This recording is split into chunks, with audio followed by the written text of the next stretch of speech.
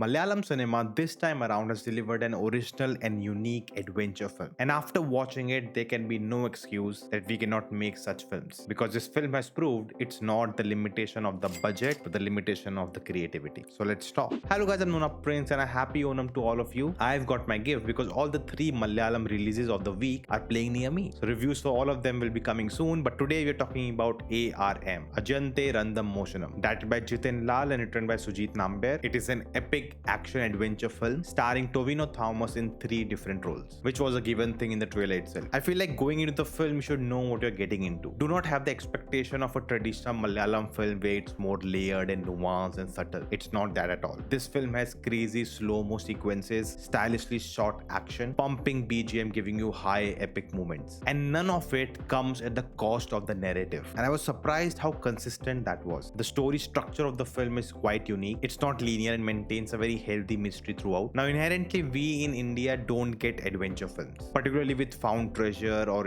some mystery related to some legend. It is a genre which is very much explored in Hollywood a lot, and they have many IPs on it. A lot of those films are inspired from books and even video games, but this film has actually created its own original legend. They have built up the mythology over centuries, and none of it is a direct reference to something we already have. Something like Kalki or Brahmastra. But interestingly, the story that we witness in this film is really rooted into a realistic setting. It portrays the elements and issues which are present at ground level reality. The world is fictional, but the society is based on reality. And there can be an argument that why keep it so grounded? Why not really get into these mystical and magical elements? Why not explore that angle? But I think it comes from the nature of storytelling in Kerala. And I find it fascinating that we are talking about cosmic beings and magical elements, but the scope of this film and the story is just around a small village. And in the name of scale, nothing is overblown. The narrative stays focused. There's not one extra bit which I would say it should not have been there or it's a fluff. There's no time for anything extra. And we stick to the minimum characters which are required, which in itself actually a lot. The things this film accomplishes in its running time, it's just unbelievable. There's actually so much going on. There's this whole setup of this world, plus the 3 different generations we are looking at, their stories, plus the payoff. We get the whole complete story. There was actually a moment during the climax where I felt maybe the film will end here with the title card to be continued A.R.M 2, but that didn't happen at all. And that was actually one of my worries, after watching the trailer, because there's a lot going on. What if it gets overstuffed and becomes a mess? But that didn't happen at all. And there are a lot of elements. Some get more time, some get less, some get bigger end of the stick, some get the shorter end of the stick, but nothing felt compromised. Especially the main characters. They were very well defined. You understood their character, where they are coming from, what are their motivations, and it's very easy to follow. And at the end of the day, it's a human story. That's something a lot of people forget making such big films. By the end, you relate to these characters, you care about them, and that's what you want. You may feel the character arcs are familiar, you may have seen them somewhere or the other, but the way it's all incorporated together, that's what makes it unique. I actually got to meet the director of the film before the teaser was launched, which is 1.5-2 years ago, and the film was supposed to come in that year, but they took their time. They delayed the film to give out the best product they can, and this film is a visual spectacle. I like that they didn't over rely on the VFX. There's actually very limited use of it, and most of it looks fine. Maybe some places it's quite notable, especially in the wide shots of the town and the places, but they compensated all of that with some amazing cinematography. The stunning visuals John created with the camera, the way they used the fire and the light, they made all the 3 generations visually stand out. The action set pieces had really unique camera work. A lot of slow motion was used and it was very impactful. Even the adventure sequences were really thrilling. My favorite was the whole Kalari part, looked so amazing. The background music was great, it just elevated the visuals, and the whole production value, the sets, the costumes, the makeup, everything was on point. Now I would say technically the film was a bit inconsistent. It needed maybe more polishing. I noticed some very minor flaws with some glitches and some frame rate issues, but none of it took me out of the film. I was totally engrossed throughout. Now this film is also playing in 3D, which was kind of a big selling point. Now my personal take about 3D is that I'm not a fan of it at all. It's hard to put a 3D glass over this, and even the 3D technology in every theater is not that great. The glasses are not good enough. They make the film look very dark, so it really affects the whole experience in a way. But once you wear it, it takes some time and then you don't even think you're wearing a glass. And the same thing happened with this film also. With this film, I realized that reading subtitles on a 3D film is actually very hard, especially when it's merging with the footage. But talking about the overall 3D experience, I felt some moments were really cool, but most of it felt very ordinary. They used it in a very cliched way, blowing up things and the CGI debris flowing into you, or the bullet is coming, or the arrow, very generic. And the reason for it can be that the film was shot in 2D and then later they converted into 3D. To summarize, it was not a big deal for me. Recently, when I felt 3D was actually used really well, was with Deadpool and Wolverine. Coming to the performances, I think the whole cast did a really good job. Even the director had a special appearance, but the star of the film was Tovino Thomas, playing three different characters in the same film with actually very similar actions to do, but still making each of them distinct and stand out. Of course, the makeup and the look help, but even the performance for all three was so different. One is a noble warrior, one is a psycho thief, and the last one a very simple day-to-day man. If you have to pick one, my favorite has to be